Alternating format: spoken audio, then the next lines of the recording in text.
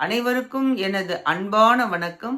திருவள்ளுவர் இயற்றிய திருக்குறளில் அறத்துப்பால் அதிகாரம் 13 அடக்கமுடைமை 128வது குறள்.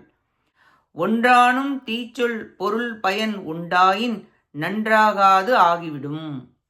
தீய சொல்லை சொல்லி பிறர் மனதை புண்படுத்துபவன் செய்யும் நல்ல காரியங்கள் கூட மாறுபட்ட பயனை தரும்.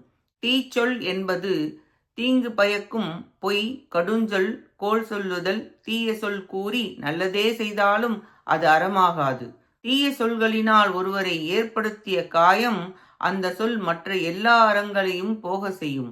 உடம்பாலில் ஒரு துளி விஷம் கலந்தாலும் அது விஷமாகுவது போல ஆகிவிடும்.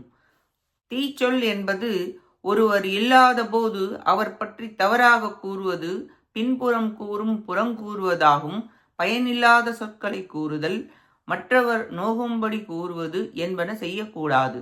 வார்த்தை என்பது மந்திரம். சுத்தமாக இருக்க வேண்டும், நல்லதாக இருக்க வேண்டும். பெரும் சக்தியை வீணாக்கக்கூடாது.